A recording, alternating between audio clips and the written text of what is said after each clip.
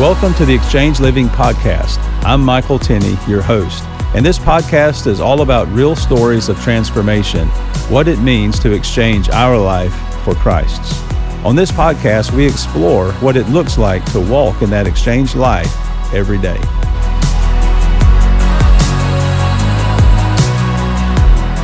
All right. I'm honored to have on the show today, Jenny Bacioiu.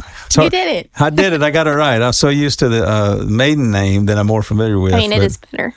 So the people that don't know you will definitely want to know that you are married to Stefan, who was on here a couple of episodes back. Right. Has a great story, and he's already talked about you. So today you get to come on and talk about him. So thank you for coming and being on the show today. So you have kids, and they're not here. So somebody's got the kids today. Yeah, Stefan does. Oh, yeah. Big Papa. All right. Super good. He seemed like the kind of guy that could be in the kitchen cooking a huge meal and watching kids at the same time. No, he cannot. Oh, okay. Well, he just seems very confident. Seemed like a really sharp guy. But hey, I'm looking forward to hearing your story today. You got a great story from what little parts I know, and there's a lot of parts I don't know. So I always kind of start the same way. What was life like growing up when you were young? And did you grow up in Georgia? Where did you come from? I grew up in Stockbridge, which is like right here. Yeah. And my parents were good parents. I had a happy childhood. Nothing remarkable. We would go to church sometimes. We would go to VBSs in the summers. We would go on Easter. It wasn't a constant. We didn't have a church home. We did when I was younger, but not when I was in elementary school. We just kind of jumped around to different churches. And then we started going to Henry when I was 16. Yeah, so that's where I think I met you initially, was Henry Baptist in McDonough, which is right next to Stockbridge, for those who don't know. And am I right, your family lived near the little airport up there? Yeah. Yeah, I do remember that, because we lived near the airport, but on the other side for a little while when Sean and I were first married. And whole life, lived in the same house. Wow, that's... until I went to college. Yeah, so you grew up in the same house that you went off to college from. Yep.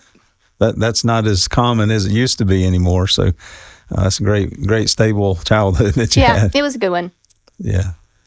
And so then somehow the Lord got you to Henry. So you were in college by then? No. I was 16, so. Oh, no, you were in high school still. I was in high school. Mom wanted us to be more active in the youth group. Yeah. And so we kind of went around to some. And my sister loved Henry. I was unimpressed, but Katie never liked anything. So if Katie liked it, we stuck with it, and we kept coming. It reminds me of a commercial from when I was a kid. You probably won't remember this because I'm so much older. But give it to Mikey. He'll eat anything. There was a commercial. Yeah, okay. Well, maybe you're not that far behind me. But nevertheless, I know if Mikey will take it or whatever. So yeah. So she liked it here. And then I started liking it here. I loved the youth pastor, who was David and Melissa George. And they are still my good friends. So that's fun. Yeah, we've come a long way since those days. He's now pastor of a church down in Barnesville, he and Melissa, and God has blessed them incredibly. I'm excited about what he's doing within them and through them. It's beautiful to see. So those were very, very exciting times here at Henry. I was here during that time frame and seeing what God was doing. And so what was your salvation story? Did that happen here at Henry? It did. I thought I was saved when I was younger, but there's no fruit there. Yeah. And I just, at some point in college, I just really felt a hole, like something was missing. Like I was stuck in a pattern of sin, and I couldn't get out of it. I was engaged to a guy who I knew I shouldn't marry, but I didn't really want to get out of the relationship. And I was just stuck. And I had this emptiness that I just couldn't feel. So I started talking to Archie Norman, who was the pastor here. And we met for a couple weeks. And finally, he just said, you need to go home and ask God if you're a Christian. Because I was truly believed that I was. I was like, yeah, I am. I prayed this prayer. Yeah. I got baptized. That's it. What else you got to do? I believe in God. And he's like, I need you to take these verses and go home and ask God to show you if you're saved. He always preferred the direct approach. And so you did that. I did. He's like, do not come back in this office. Do not call me. Do not communicate with me until you sit down with God and you ask him to show you Exactly. He's like, because I can talk to you all day long, but it's the Holy Spirit and the Lord that's going to show you if you're saved or not. He's so right about that. Yeah.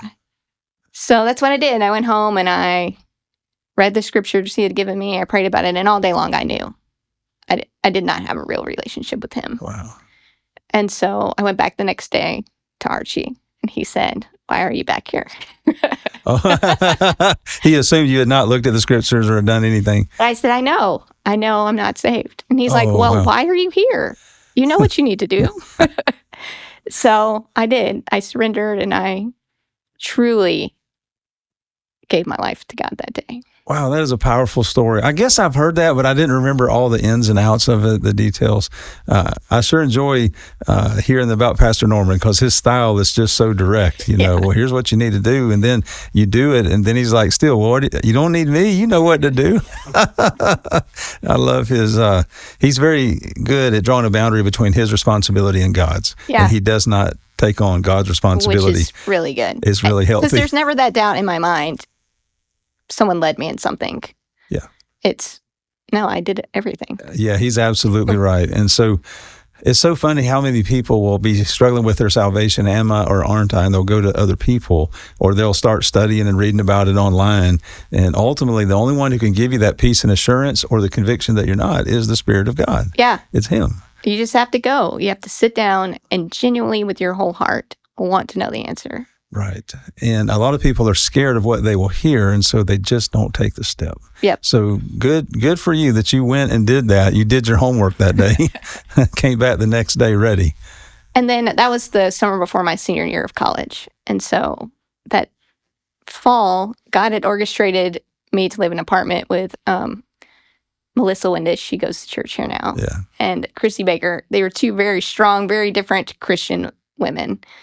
And they just poured into me. Yeah. And helped me grow and took me to all the Bible studies. And Chrissy had just gotten back from a year-long trip in Africa. So she was on fire for missions and everything and God. And Melissa was starting her career teaching and about to get married. And they both just loved the Lord and just helped me grow. It was the perfect year of what I needed. So after you were truly born again, God puts you in a situation with two on-fire souls for Jesus, and you just catch the fire. Yeah. Wow. You know, when you go through life and you wonder, everything that seems to be happening to you feels so random, you know, and they seem disconnected. But when you meet God, what was random now starts making sense as you look back. Look what He did. It was just it was kind of a fluke thing, you would say, but I can see the hand of God in it. Yes. So. Yeah, He got you in an advanced discipleship course right off, intensive. I think that's what they call it. Your roommates are on fire for Jesus and you go to Bible studies together. So that's so good of God to put you in that situation. Did you grow a lot during that year with those roommates? Oh, yeah, a whole lot. So how did you see your life begin to change from when you thought you were saved but weren't to like, now I know that I am? It was completely different. Like, I immediately broke up with my fiance, something that I knew I should have done, but I just couldn't do it. I didn't have the power to do it. And the Lord just gave me the power and the desire, and it just went from there. I'm trying to remember the words you used to describe your heart when you were in that relationship, when you weren't saved.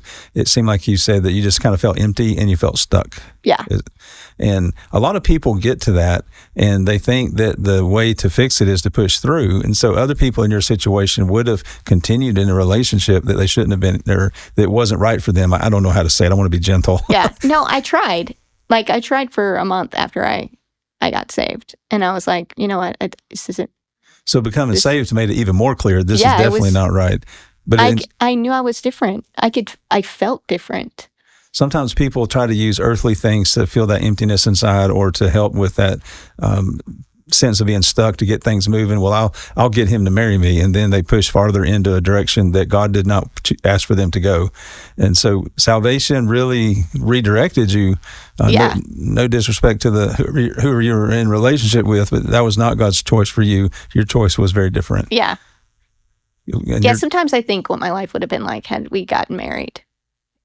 And I'm glad I didn't, because I would have missed out on so many fun adventures. And just a relationship with God that I wouldn't trade anything for. Yes.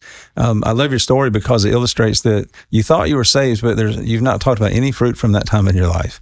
Matter of fact, all you've described from that time of your life is emptiness, and I felt stuck. And it's like, what am I missing here? And so salvation comes. Now things start happening. Now he puts you in intensive discipleship with these other two ladies that were roommates.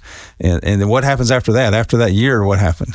Well, like 6 months after I got saved, I really felt the Lord was calling me to missions, because anyone who's ever been to our church, Henry, here, knows it's super missions minded. And I was living when the girl who just got back from Africa. Who was on fire. Yeah. So I was like, yes, I like this. Like, I think God wants me to do this. So I went to talk to Archie again. Good old Archie went, whoa, well, my friend, you've only been saved 6 months. Let's calm down. But he's like, you know what? That's a great idea. When you finish college, go for a year somewhere. So he gave me some mission boards to call that weren't too conservative, because single girl, and I'm a little rough around the edges, would not fit in the skirt-only wearing missionary community. Okay. So I contacted ABWE, which is the mission board I'm with now, and they're like, sure, you have a teaching degree? Great. We have tons of schools that need a missionary teacher. Wow. So I was like, okay. They're like, what country are you thinking? I was like, let's go to Africa, because that sounds super great. That's where every missionary goes. Yes. She's like, yes, we have so many missionary schools in Africa that are dying for teachers. Yeah. So she contacted all of them, gave them my little profile, and all of them rejected me. Oh, wow. And she went, I've never seen this in my entire life. I've never seen anyone get rejected as much as you. Maybe you should ask the Lord if this is really what he wants for you. Oh, wow. And I said, okay. So I went home, and I was like, well, I was home because I was on the phone. And I was like, well, maybe this isn't what God wants for me. So I'm like, you know what? If this is what you want for me, clearly open a door. I'll go anywhere you want. Yeah. And 2 days later, the lady at the mission board called and said, how about Romania? Okay. They're really desperate there. I think they'll take you. How did you handle that rejection? That had to be harsh. Like, we're laughing about it now looking back, but I bet when you walked through that was pretty hard. I don't remember it being hard. I'm sure it was, but I must have blocked it out. So this is categorically kind of like God's redirect. He had a desire in your heart, had a call in your life, and you just start going. And he's like, nope, not that way. Go this way. Let's redirect. So I was like, Romania? I don't actually know where that is. So I had to look it up. Yeah. Because, American geography. Yeah. And I was like, oh, Europe, that'd be fun. Sure. Let's just, clearly God opened this door. Let's see where it leads. Yeah. So I talked to Archie about it, told him we had it. He's like, all right, the church will pay for you to go for a year. Okay. And so I didn't even really have to fundraise. And off I went. Okay, so how far along is this after you were saved? One time you were only 6 months out. Like a year. So within a year? Within a year I was gone. A year and like a month I was leaving for Romania. I look at that and I think, how God is so patient to wait that long, to kind of bring you to that moment and use a faithful pastor to say, go home, get along with the scriptures and let him tell you. And then you do that and you begin something new with God when you're saved. And he's like, okay, now I'm ready. Come on. And things just start happening. He had you in intensive discipleship. You come out of that and then the desire for missions. And, next thing you know, you're headed to Romania for a year, all expenses paid. Yeah. Or living expenses paid, I guess. I taught 2 boys, 5th and 6th grade. Boy, they're brothers. And I loved every second of it. Yeah. And I loved the country. It was, once I got there and settled in and saw it, I knew God had brought me there. It was just so random. Like, random things would happen all the time. And that's just who I am. I love random. I lived in this apartment block, and there were like 4 apartments on my floor. And one was empty. There's me. And then there were 2 old ladies who were alone, and they would just walk in my door all the time. I had to lock it, or they would just walk in. Oh, they just come barging in. We call that barging in. They would barge in, and they'd be like, why is your door not locked? I mean, I'm assuming that's what they would say because they didn't speak English. But through the gestures and the yelling and we figured stuff out. Yeah. So I guess you were in language school at that time. No, because I was just for a year. So you were teaching English-speaking missionary children. So because they were American kids. Yeah. Yeah. Wow. And that's what my degree's in, is education. Yeah. By the way. So during this time, you're in Romania, a single female missionary there with the kids. You're in your early 20s? Yeah. I was 22 or 23. Yeah. That's a very aggressive timeline that God put you through there. And if you don't like boring or predictable, you're living a great life at that point. I really do not like boring and predictable. Yeah. So it was I didn't make it a whole year, actually. And I went in August, and in February, I tore my ACL skiing. Oh, wow. So they had really bad experience with another lady who tore her ACL in the country. So they made me go back to get surgery. So I left 6 months early. What did that do to your heart, having to leave early like that? It was sad. Yeah. Yeah. But when I look back, the kids I actually taught ended up leaving the field in April. Some things had happened, and their family was forced to leave. Not forced to leave. They chose to leave. But I think it was God protecting my future love for missions. I think I would have been tainted had I been there for all that. So you came home in February, then they left just a couple of months later anyway. God knows what he's doing. It hurts at the time. We don't know what he's doing. We just got to trust him when you don't know and see, okay, God, I know you're in charge. You're sovereign. You're in control. I don't like it, but do your thing. Yeah. So I think that was, in a way, it was God protecting my love of missions, I think. Yeah, that's well said. And he did, because you went back. Yeah. The missionaries, they were great. They would drag me to stuff all the time just so I could see. We would do VBS. I would go to the village church. Anything they were doing, they would have me come. And so it really exposed me to all kinds of things and really opened my eyes to the needs there that I saw I could help fulfill. Did you begin to fall in love with the Romanian people or the culture or any of that? Yeah, I loved, you never knew what was going to happen. And I think things were so random because I didn't know what anyone was saying. Yeah, not knowing the language is a big barrier. But then after I knew the language when I went back, it's just random. It's a random, lovely, wonderful country. Yeah. So you came home for a while, and what happened after all that? You came home, but there was a time period till you went back. Home. I had surgery on my knee. I got a job teaching at Stockbridge Elementary here. Okay. I taught 2nd and 3rd grade, and I really sought the Lord. For real, do you want me to do this full time? I was pretty sure he did, but I wanted to make sure I didn't want to just do stuff because I liked it. Yeah. And I wasn't set on Romania. I loved Romania, but if God wanted other doors to be opened, I was willing. Yeah. So as I was teaching, I was pursuing joining the mission board full time and picking the field, which I ended up back in Romania because I just felt it's where the Lord was leading. And started raising support, which is an adventure all of its own. We do a whole episode just on church experiences, right? We won't talk about that, but I know that had to be difficult. Especially the single girl. I think things have changed a little for the better now, not everywhere, but I would get asked, I'd have to fill out these questionnaires, and they'd be like, do you let your wife wear pants? And I would say, yes, I do let my wife wear pants. That's hilarious. They would never call me back. I had several pastors yell at me on the phone, say single girls shouldn't go to the mission field and hang up on me. All kinds of stuff. I wonder if they've ever heard of Amy Carmichael. I mean, come on, man. Yes, so. Yeah, I think she was a single missionary at some point. I'd complain to Archie, and he'd be like, just keep going, girl. If it's what God wants, you bring in the money.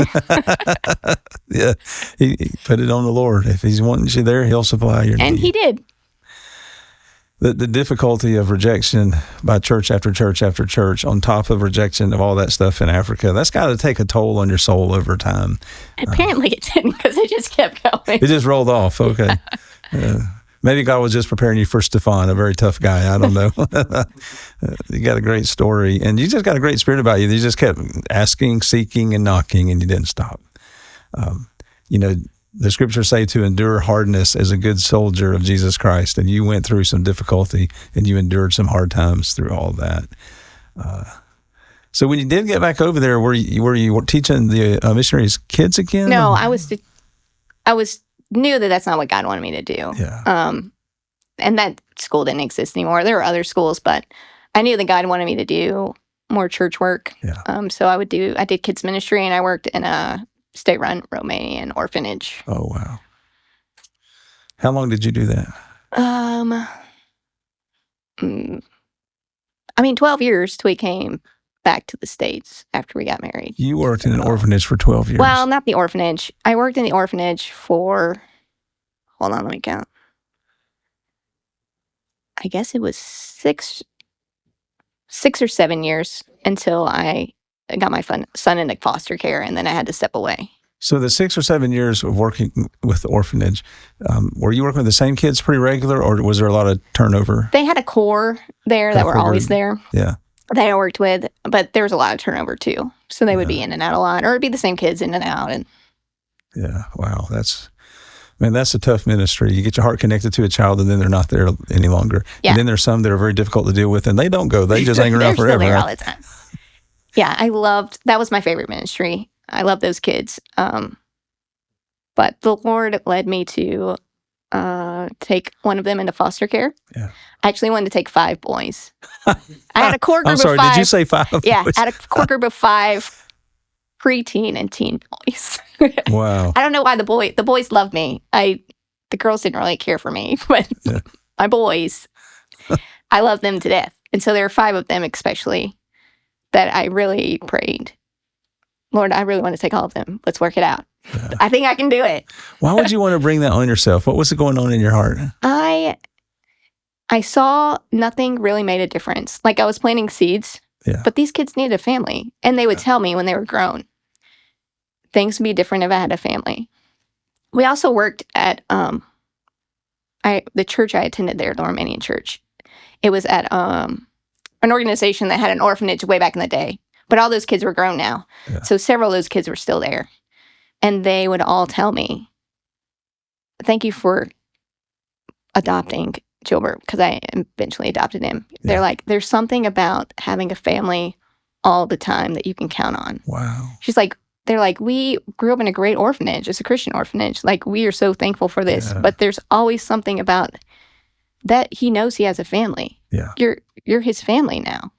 You're that steady rock there all the time. Wow. And so that really stuck with me. I wanted to be a steady rock for other kids. Wow, good work. That's beautiful. You know, you have a strong family that you come from. You receive the benefit of that.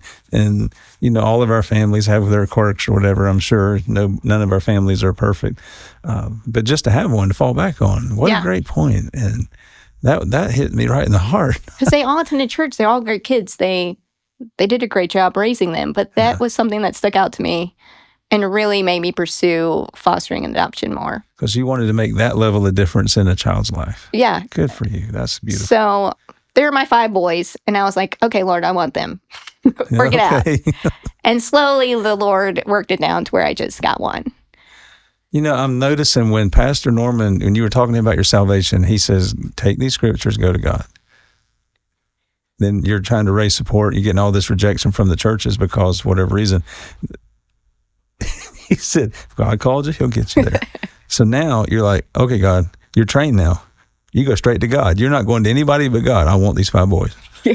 I mean, look at that progression from... I mean, I had to talk to, my boss, my team, and my family. And, there's a lot of talking involved, but... I'm sure there's more than just notifying them. I think you got to convince them this is a good thing. Like, this is fine. And so I didn't tell them about the 5 boys. I just said I was wanting to foster and adopt. And they were like, well, see how it goes. I mean, it's allowed. So I did it. So God dwindled it down, and I could only legally take one into foster care. In Romania, the orphan system's very different. Yeah. They're not really orphans. They all have families, almost all of them. And so they could not be adopted unless their family signed off. Okay. And they didn't want to, so I couldn't take them. Yeah. So you were able to foster one or adopt one? I fostered to adopt him. Foster to adopt. Yeah. Okay. Because he was unadoptable. So in order to be adoptable in Romania, there's a series of steps people have to do, the social workers, but it doesn't happen a lot of time because they're underfunded and overworked, and no one wants to adopt them, so why would I make them adoptable? Yeah. especially an 11-year-old boy. Wow, yeah. But I could take him in the foster care. So I needed my permanent residency to do that. I didn't have it because I needed to be there 5 years, the whole thing. Anyway, I was about to get it. And so I had talked to the orphanage and said, hey, I want to take Gilbert home for Christmas. I was doing a test run. And they're like, okay. So I took him for the whole month of Christmas vacation. They get a month off. And when I took him back, it almost broke us both. He was like, I want to stay with you forever. Like, and I was like, I don't want to send you back, but I have to. So I had an agreement with the orphanage that I would come in every 6 weeks and sign a paper saying he was with me. And they would let me, I don't know how legal it was, and they let me keep him. Okay. Even though he wasn't legally in foster care yet. I had an agreement with the orphanage. So I got to get him 6 months earlier than I legally got him. Wow. So I took him home that January, but he wasn't legally in foster care until September. Gotcha. So he's about maybe 11 or 12? He's 11.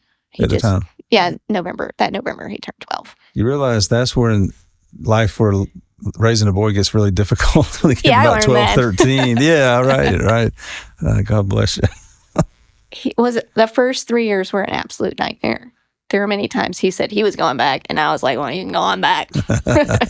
But God gave us the strength, and we made it through, and now he's turned into a remarkable young man. Yeah. Yeah, we were at the house the other day, and he came in with a friend. They were going fishing, and they come back, and they did a good job. They brought a bunch of fish back, and he just fits right in here. I mean, you would never know his story unless you know his story. Yeah, I won't tell his story because that's his story to tell. No, what I mean is you would never know whatever's behind him. You would never know. You would think he grew up in Georgia his whole life. He just fits right in. He fits right in. And it kind of underscores the difference that a family can make. Yeah, he's a completely different kid, and he knows he is. Yeah.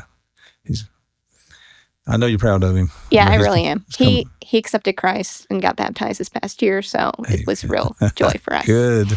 Did you tell him to go get along with the scriptures and talk to God about it? He did that all on his own, so. Now, that was one thing I never pushed on him was any religious stuff. Yeah. Because it has to be your own choice. Yeah, that's right.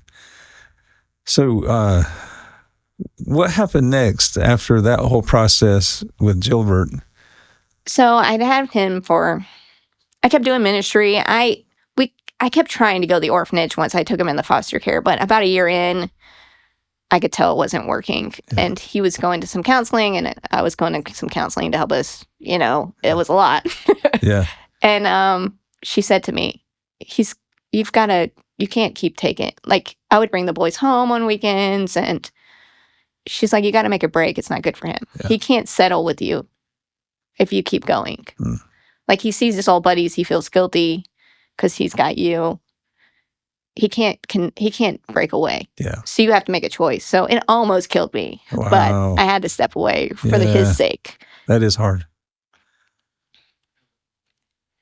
But then there's another thing happened in here that I'm thinking about. I don't want to rush your story, but so I just kept doing ministry. I was still working in a gypsy village, 2 of those, and doing different ministries. So, and then trying to keep Gilbert alive. Yeah.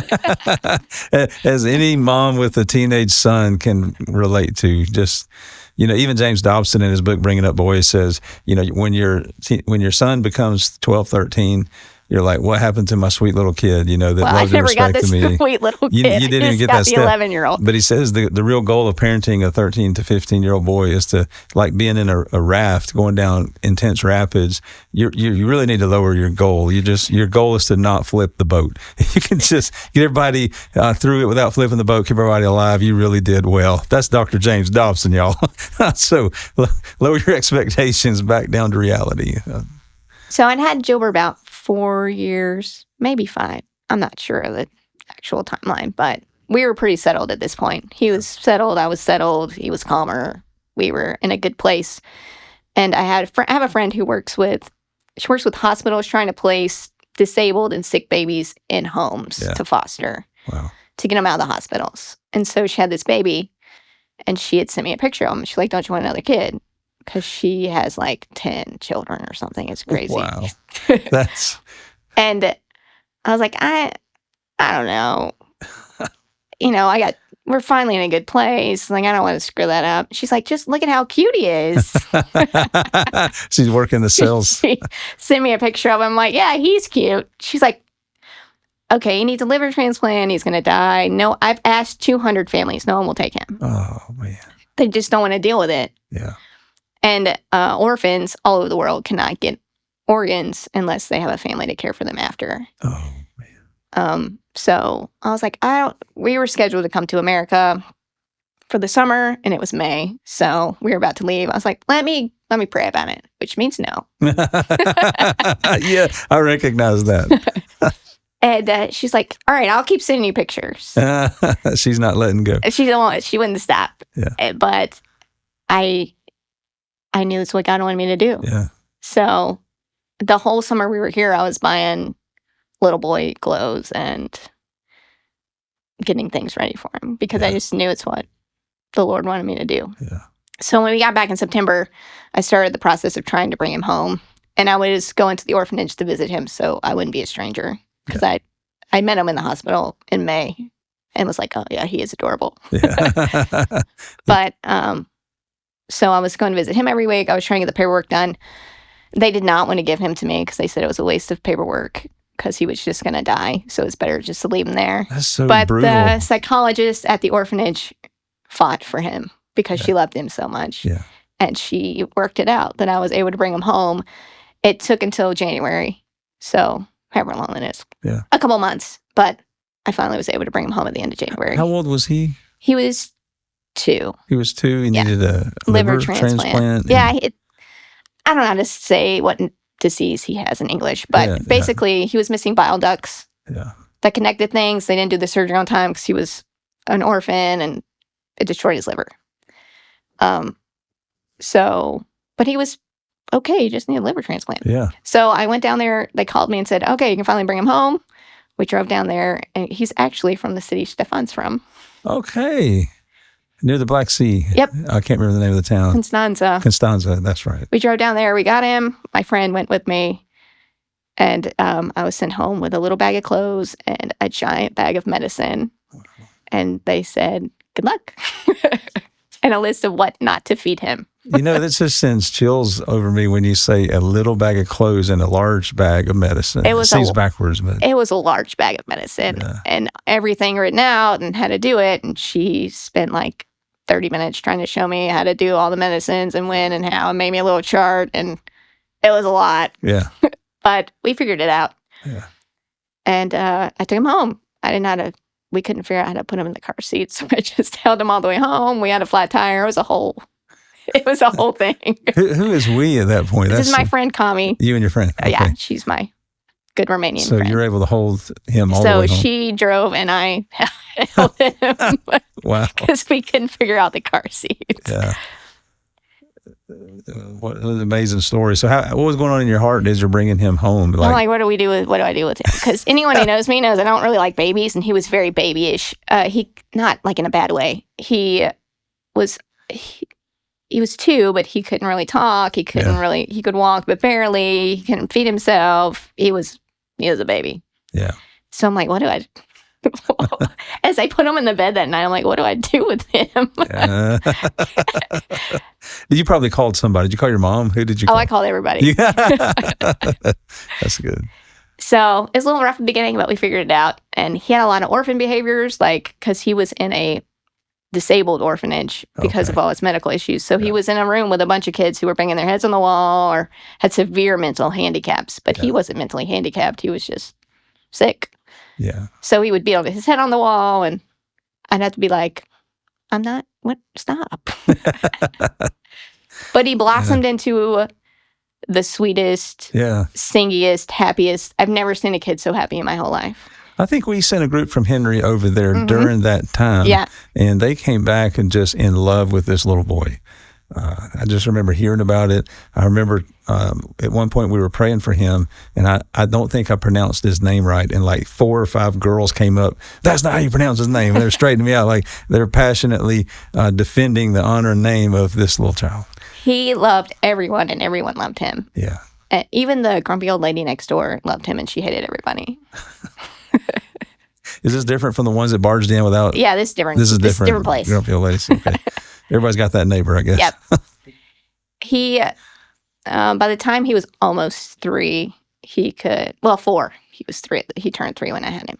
He could talk 2 languages. Yeah. He could run. He was basically a normal, almost 4-year-old. Wow. Speaking 2 languages at 4, that's pretty good. Yeah, he was extremely smart. He just couldn't. You sure it's not that teaching degree that you went and earned and all the teaching that you did? It was his brain. Yeah. But he was always singing, always laughing, always happy. But he was in an incredible amount of pain. Yeah. I knew he was, but when he went in the hospital, I didn't realize how much pain he was in all the time. Yeah. And yet he was so happy.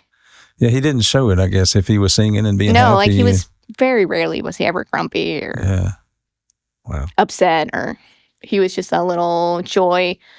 And February of 2020, I had an appointment here at Eggleston in Atlanta for his liver transplant evaluation. So we were going to see if they could do it, if they could work on funding to fund the surgery because he didn't have insurance. I had their visas for the States. We were ready to go. And a week before we left, he ended up in the hospital, which we ended up in the hospital a lot. There were several times he was in the hospital. So I'm like, all right, we're usually in and out in 3 days. We can still make our flight in a week. Yeah. But he didn't come back from this one. He didn't. Wow. He had, hold on, I got to think of the English word.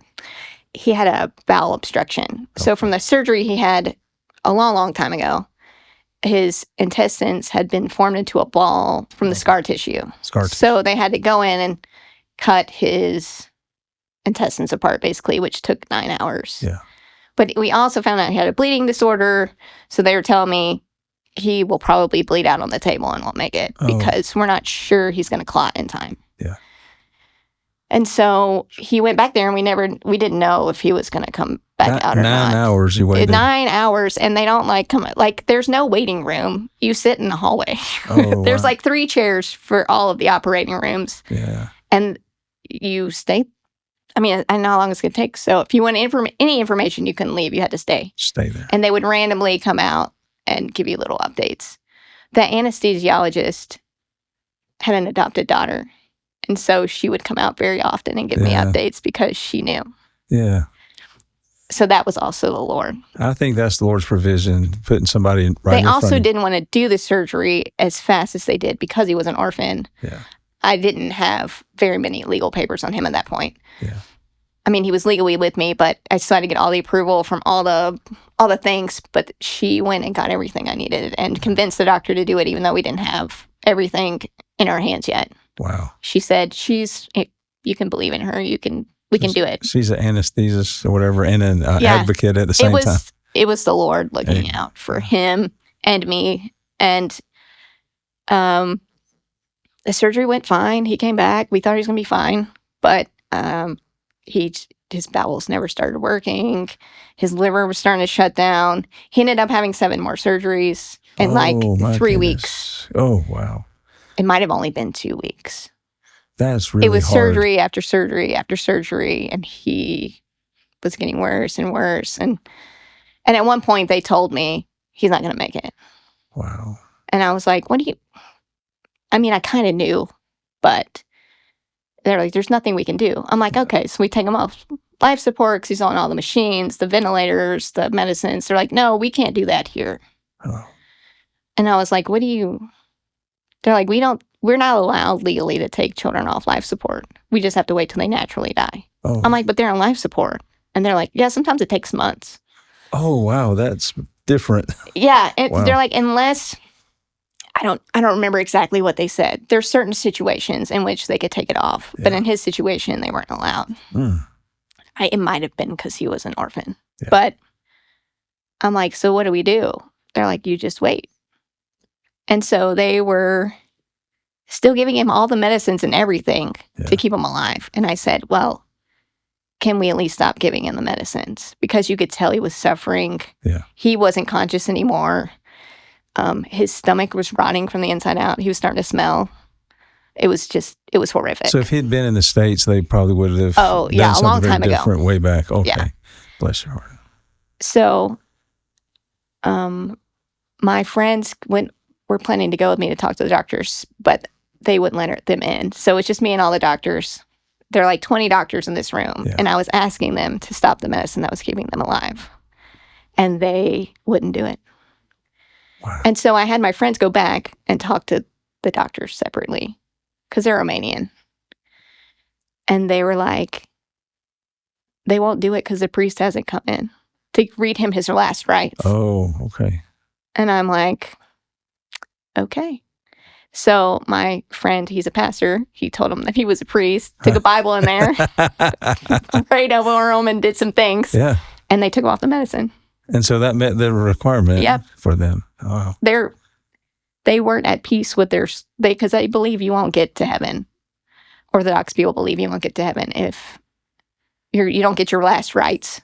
So they put it was a heavy weight on their souls. They thought he wasn't going to heaven. So they would not take him off the medicines. In their own way, they were looking out for him. Yeah. According to what they believe. That they believe. People just know what they know. Yeah. So after that, it still took probably a week, but he ended up passing away. Wow. I'm so sorry. That's a hard thing to walk through. So the hospital, it was very interesting because when we brought him in, the hospital staff said, we normally wouldn't fight this hard for an orphan, but we see how much he's loved. Because I had groups of people coming to stay with him. We were on a rotation schedule, so I wouldn't have to go to the hospital all the time. I had a tribe that loved him as much as I did. A tribe. And we're really there for us the whole time. My parents flew in. Mom was super traumatized by the whole thing. Yeah. But I just see how the Lord took care of us through that whole time. Yeah. So from the time that you met him until the time that he passed was 2 years, 2.5 years? He was with me for a little over a year. A little over a year. Yeah. You had to fight to get him, and then never did make the appointment, I guess, in Atlanta. I had the appointment, but we never made it. Never could make it. What an amazing story that the joy that came out of him amidst the pain and amidst circumstances he doesn't even know, he felt love. Yeah. He felt love. He was very loved. Of course by you, but also by your tribe and the groups of people that were pulling duties with him. I actually wasn't there that night when he passed away. It was my very good friends. He called him. He said, I'm his dad. Oh. So I had a couple, they would watch him when I would go do ministry and stuff like that. But he had decided that he was going to be his father. So he called him dad and everything. Yeah. And so he was there that night and he said, this is what I prayed for. I wanted my heavenly father to take him home. Oh, wow. When his earthly father was here. And that's exactly what he did. That's what he did. Wow. The Lord is so good. So good. It's incredible the risks that you took and how wide you opened your heart and left your heart so vulnerable to pain to be able to love this child. I mean, I honestly didn't think he was going to die when I took him. But when I look back, my best Romanian friend had told me when I told her I was thinking about taking him, she said, he's really sick. What if he dies? Yeah. What are you going to do? Yeah. And I said, you know what? I'll praise the Lord for that time I had with him. Yeah. Wow. And when I look back, I'm like, that was just the Lord preparing me. Just that little thought in my mind.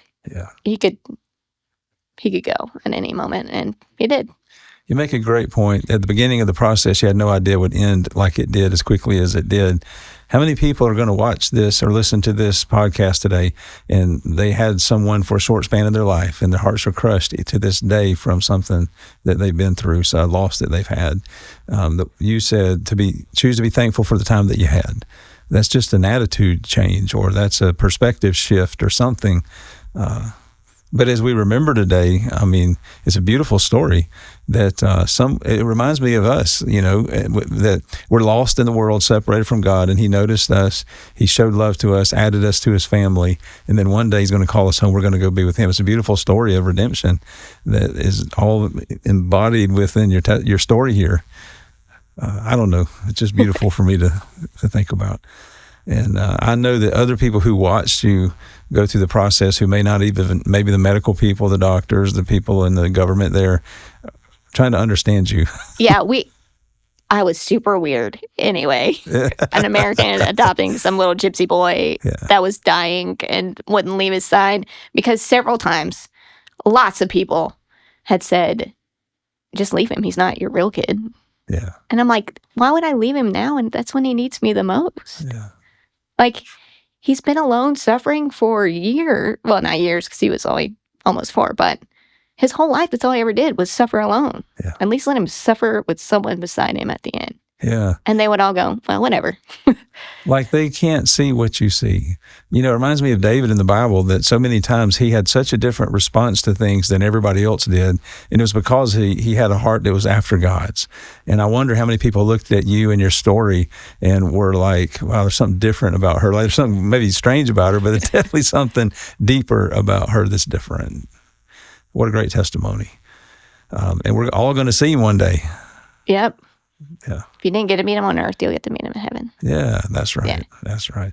And there was a lot of people that met him who, from the youth group, that I remember hearing all about it.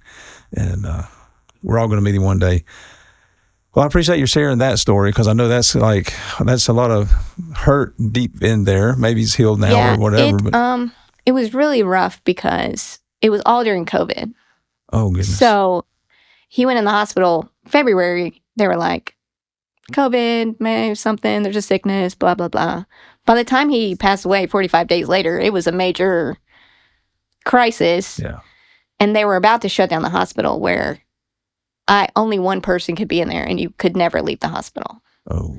And it's not like an American hospital. Like, you're in a room with a bunch of people and you have a little chair. Yeah. Like, that's it. Yeah. There's no showers, there's no bed, that's all you got. Yeah. So it would be torturous to have to stay there 24 hours. There were mothers who would do it. Like, they would stay for weeks and just sit in that little chair. Goodness. And I don't know how they did it, but I praise the Lord I didn't have to do it. Yeah. So there was all that fear of, are we going to be able to go in? Are we still going to be able to do our things? And then he passed away. We had the funeral. Funerals were not allowed except outdoors. We were able to have an outdoor funeral in March, which is normally really cold, but the Lord gave us a beautiful, warm, sunny day. And we were able to video it so all the people in the States could see it that loved him, and my family could see it. And it was just a blessing from the Lord. And then the next day, my mom left, and they shut down all the airports. There were no more flights. So she got out just in So time. Mom was very torn. Yeah. She didn't want to leave me because my son had just died. But she also knew if she didn't leave now, she didn't know when she was going to get to go back. Yeah. So she left crying. Oh, my goodness. Leaving her girl all alone. Yeah, that's... And it just... And you couldn't see anyone or do anything. Yeah. And because in Romania, you were shut down. Like, you could only leave the house with certain papers, certain times of day. It was not like America. Yeah. And it was hard, but it was also a time for me to wrestle with the Lord, because I was angry that he took him from me. Sure. And I questioned, is he really good? Yeah. Is God good? Yeah. Where is he? Where is his goodness? Yeah. And COVID was a blessing, because I got to wrestle with that without me being distracted by something else, because I was stuck in the apartment except to go walk the dog. Praise the Lord for the dog. And you just had to sit there with the Lord and wrestle. And I said, God, why would you give him to me? I was supposed to save him. What kind of good God does that? Yeah. Like, where were you? And we were all convinced the Lord was going to save him. Yeah. And then he didn't. And so I had to wrestle and wrestle and wrestle. But eventually the Lord said, I never told you I wanted you to save him. I told you I wanted you to give him a family and a mother's love that he never had. Wow. And you did that well. Yeah. And he's like, you fulfilled his dying wish. Wow. That boy should have died years ago. Yeah. But he wanted a mother, and I gave him one. And he has one. That's beautiful. And he said, that was your purpose. Yeah. So am I good? Yes. Look at what I did for that little boy. Yeah. because you were willing to say yes and suffer right now. Yeah. So am I good? Yes. Do you see my goodness? Not right now, but you will.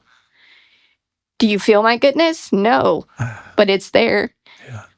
He's like, God isn't good when things are going great. Yeah.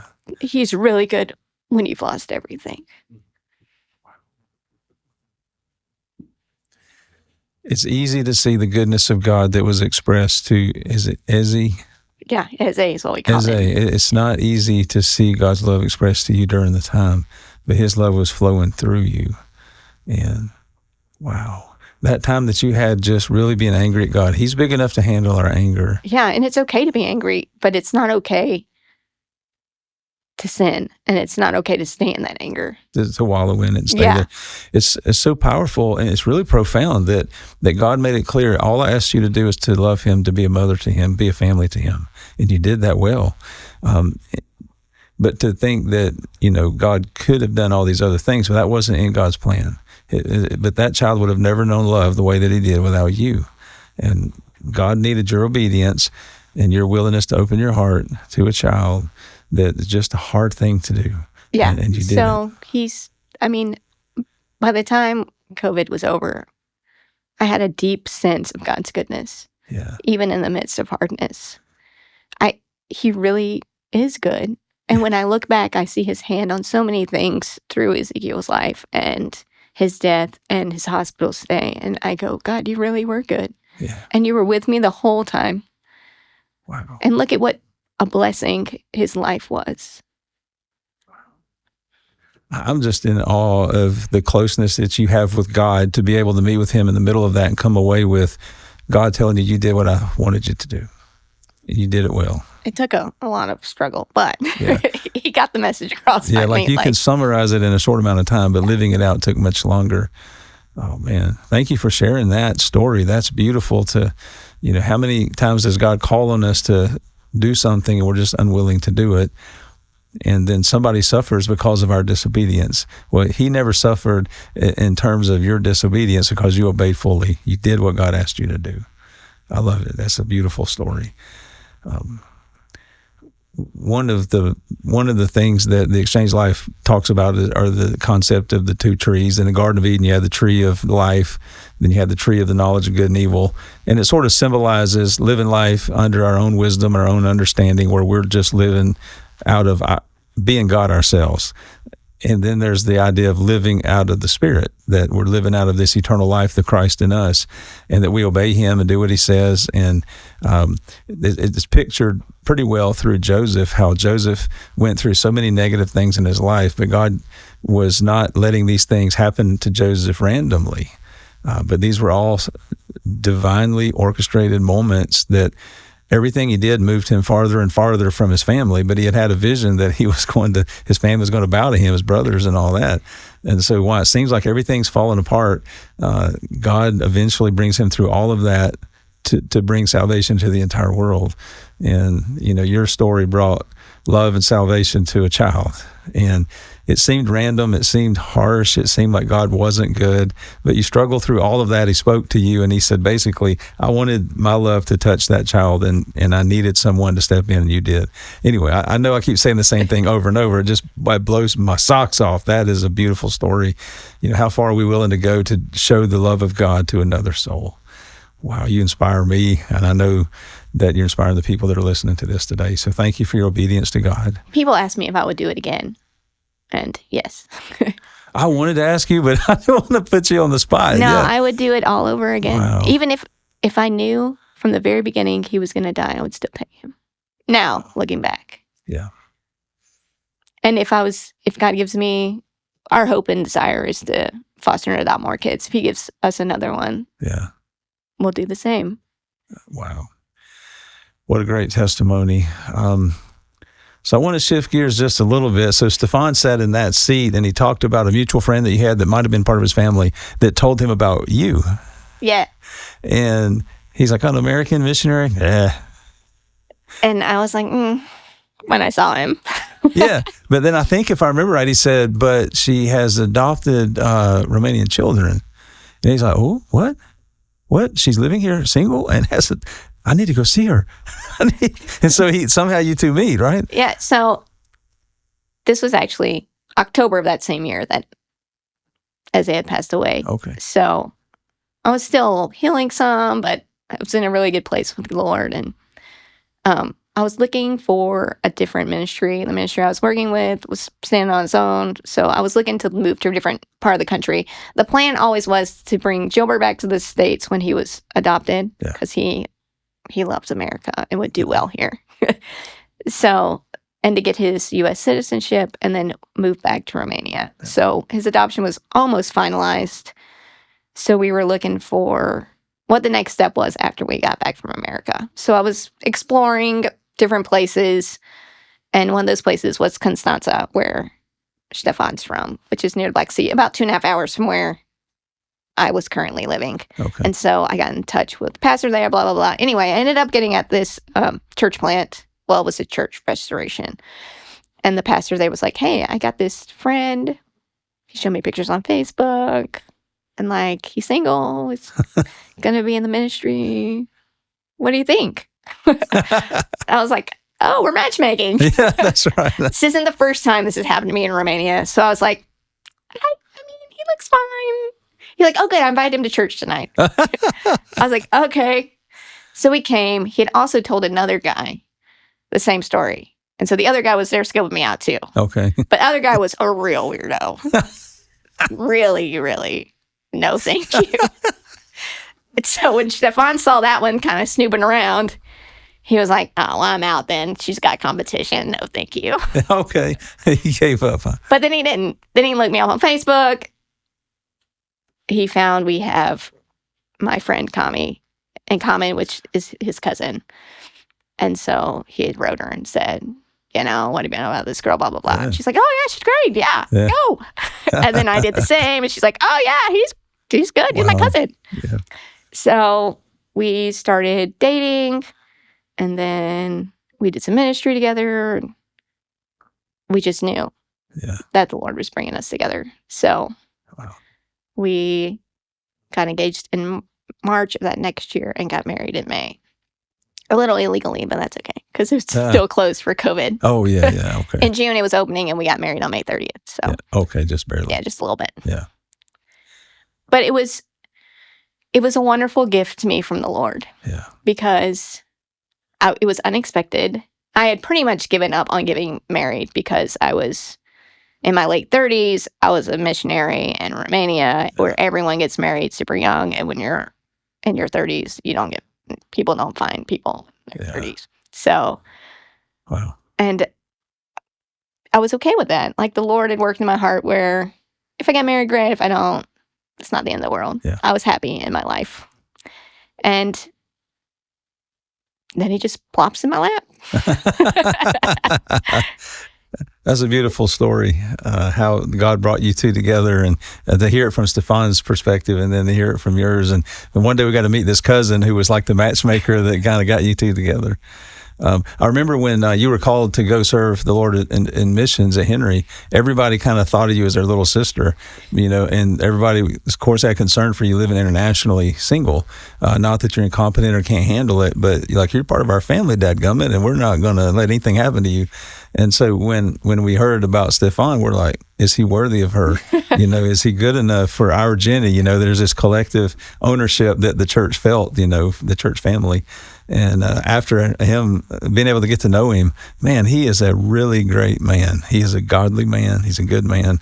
And I see how God brought you together and why he brought him to you and you to him. He's a good one. The Lord knew what he was doing. Yes, so. God always knows what he's doing. I love your story. So much of your story, it feels like hard to walk through. But then after you do, you're glad you did it, if that makes any sense at all. Yeah. As my friend says to me, I like to do things the hard way. So I would say that's a theme of my life, doing things the hard way. That's one way to say it. I would spin it a little bit and say you're just willing to do hard things because you trust God. I think a lot of people don't trust God enough to do or attempt hard things. Isn't that, what was the missionary that said, attempt great things for God? Oh, I know. It's on the tip of my tongue, but I can't think of it. Well, it'll come to me about 2:00 in the morning. But he basically said, just attempt hard things, great things for God, and watch what he does. And, I just admire your faith that you're willing to step towards all of these things in your life, and look how God has responded. And so, man, what an amazing story. I mean, we talked about a lot of things in your life today, and where would you say that your walk with God is right now, after having been through all of these valleys at times and mountaintop experiences? Right now, we're in a little struggle stage because we've been stuck in the States a long time. Yeah. We're trying to get Stefan's citizenship and Gilbert's green card. And we've been here for almost 4 years waiting for the U.S. government. The way you say we're waiting on this, if we're waiting on this, I can feel the tension. Yes. And I'm like, God, what is taking so long? That's a great point, because after everything I've heard come out of your life up until this point, I think God knows what he's doing. I know 100% he knows what he's doing, but it still doesn't stop me from getting frustrated. Right. Oh, me of little faith. To kind of see where you're at in context of where you've been. God is at work in this somehow. I don't know what he's doing. I'm confident he is at work somehow. So just living in a constant state of transition where you never know anything is very taxing. So we're working through that, the Lord and I, right now. Okay. But we're in a good place. Yeah. It's just, working out the kinks. Yeah. Well, you're a woman of God who's not afraid to attempt great things. So don't stop now. Just keep going. Keep walking with him. When I think about the tunnel that you walked through alone after as a past, moms that have lost or that go through that kind of thing, do you have what advice would you give somebody going through the loss of someone so weak and defenseless, like it just rips your heart out? Advice? Somebody who's walking through something similar to what you've been through already. If they're walking now where you were walking, you can't see the light, but it's there. Okay. Just because you can't see the light doesn't mean it's not there. It's there. And the Lord is with you all the way. I love that scripture that says Jesus Christ the same yesterday, today, and forever. He never changes. Sometimes when our circumstances are crushing down on us, we feel like he changed. He changed because he can't be good anymore.